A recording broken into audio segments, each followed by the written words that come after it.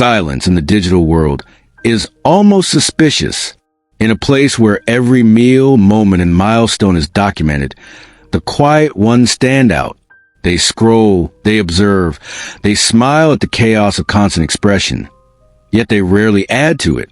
It's not that they don't have thoughts or stories or beauty worth sharing.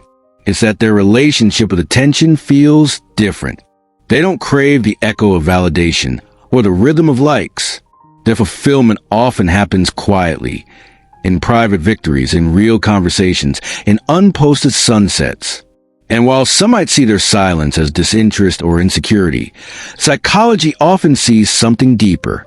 A subtle blend of introspection, emotional intelligence, and self-protection. Because sometimes, not posting isn't about hiding. It's about choosing peace over performance. Social media has become more than a tool. It's a stage. A mirror reflecting how people wish to be seen, how they want to belong, and what they think is valuable. So when someone opts out of that performance, even quietly, it can reveal a lot about how they process the world. Some people don't post because they genuinely don't feel the need to. Their self-worth doesn't depend on visibility. They don't measure connection through algorithms or success through engagement. Others withdraw from posting because they feel emotionally exhausted by the noise. They realize how easily authenticity gets replaced by performance, how quickly sincerity becomes strategy. And so, instead of adding to the storm, they choose the stillness of silence. Psychologists suggest that social withdrawal online can mirror certain offline tendencies: deep thinking, emotional sensitivity, or high self-awareness. It doesn't mean isolation. It often means discernment, a quiet understanding that not every emotion needs to be translated into a post. Not every joy needs an audience. For them, privacy is not secrecy. It's self-preservation. To understand people who don't post on social media, you have to understand energy management. Many of them are what psychologists call highly observant personalities. They process more information than the average person, not just what they see, but how it feels. They sense the undercurrent of emotions in captions, the subtle tone in comments, the quiet competition hidden behind smiles. To someone with this kind of sensitivity, the online world can feel overstimulating. Too much emotion, too little depth. So they protect their emotional bandwidth by observing rather than performing. They engage silently, taking in more than they give out. There's also something called self-concept clarity, the stability of how well you know who you are. People with high self-concept clarity often post less, not more, because when your identity feels grounded internally, you don't need to project it externally for reassurance. Their validation loop doesn't depend on others.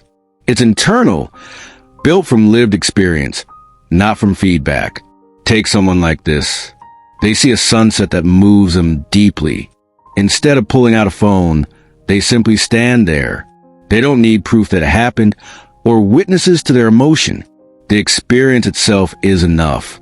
That's not detachment, it's presence. Psychologists also connect this behavior to introversion combined with reflective thinking. Introverts often recharge in solitude, not through external expression. And reflective thinkers find meaning by processing inwardly before sharing outwardly, if they ever choose to share at all. But silence can have layers.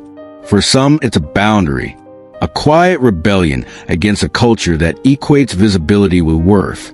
For others, it's a response to overstimulation, a survival mechanism in a world that never stops talking. They might still enjoy social media, but passively. They're the ones liking posts quietly, sending thoughtful messages privately, but rarely broadcasting their own life. They live between worlds, digitally connected, emotionally grounded, and there's often a quiet confidence in that. Because in a time where everyone is trying to be seen, choosing to stay unseen can be an act of strength. It's not that they're hiding, it's that they're free from the pressure to curate, free from the performance of happiness, free from mistaking attention for connection. Their silence is not emptiness, it's self-containment. So when you come across someone who never posts, don't mistake their quiet for absence. Often, they're more present than the ones posting every hour. They see more. They think more. They feel deeply just privately. In psychology, we often overlook the power of the unseen. But those who live quietly often carry emotional worlds far richer than their digital footprint suggests. They're not disconnected from life. They're connected differently, through reflection instead of reaction, through stillness instead of noise. Next, we'll explore how their silence shapes their relationships, their mental health, and their unique form of self-expression, the kind that doesn't need an audience to be real.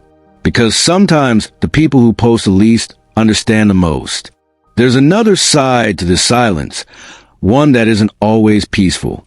Because sometimes the reason someone doesn't post isn't confidence, it's conflict. A quiet war between wanting to express and fearing how it will be received. They've learned, through experience, that the internet can turn vulnerability into exposure. That once something is shared, it no longer belongs entirely to you. It becomes public property, subject to judgment, misinterpretation, or silence that stings. So they stay in the shadows, where their emotions remain safe, unseen but intact. Psychologists call it emotional self-containment, the ability to regulate inner experiences without seeking external validation. It's both strength and armor. It protects them, but it can also isolate them. Because when you constantly hold everything inside, even the beautiful parts, the world never truly sees you. Others don't post because of what's called social fatigue, the quiet burnout that comes from constant exposure. When every moment must be translated into content, the line between living and performing starts to blur. The pressure to maintain a narrative, to always look okay, successful, or happy, becomes exhausting. So they withdraw, not because they're uninterested, but because they're tired pretending. Then there are those whose silence reflects intentional living. They curate their privacy the way artists curate light. Every unshared moment is a statement. Not everything sacred needs an audience. They still document, still feel, still reflect, just not for the world to see.